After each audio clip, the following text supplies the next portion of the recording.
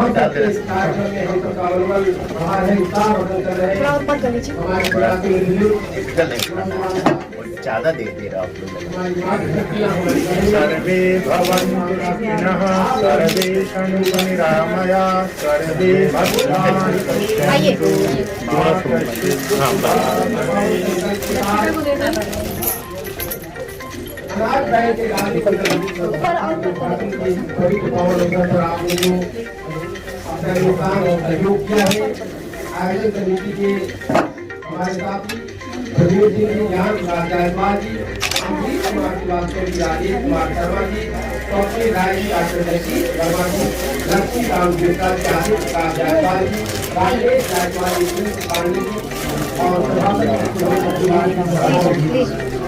उठा लीजिएगा दादी, ऐसे उठा लीजिएगा ना, इसको छोटा थोड़ा ऊपर कर लीजिएगा। आप आइए, क्या काम करते हैं? पकड़ लीजिए दादी,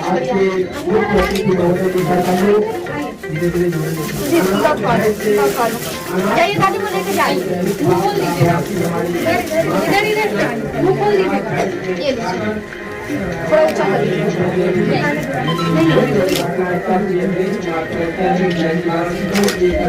आराम से खुलवा दीजिए।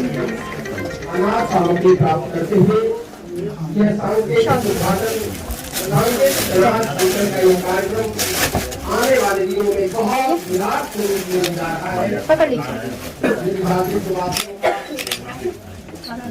चलिए डाल दीजिए आप लोग। ये शॉल कर दीजिए।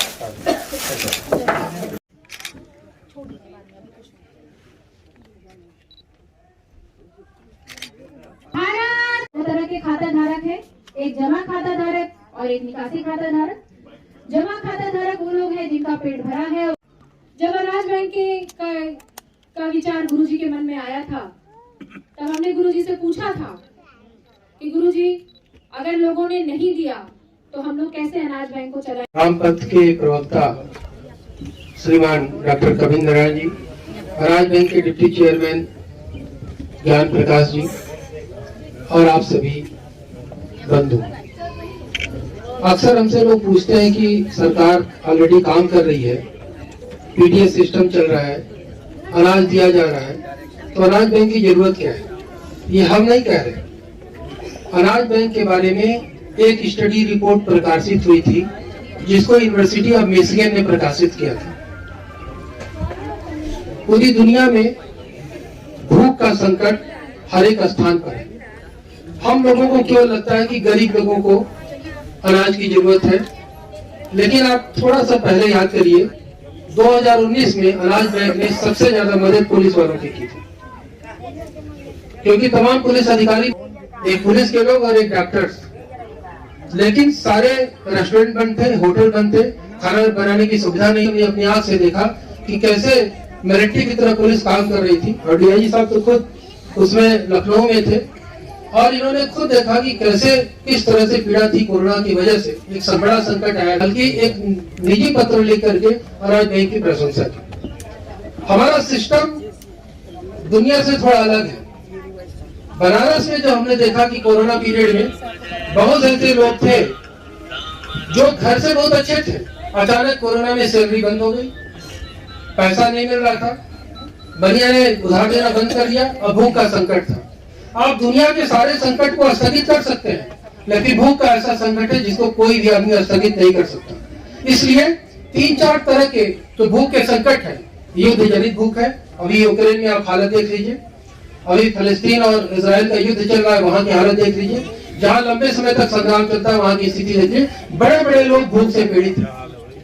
उद्घाटन के उपलक्ष्य में हम सब यहाँ इकट्ठे हुए हैं।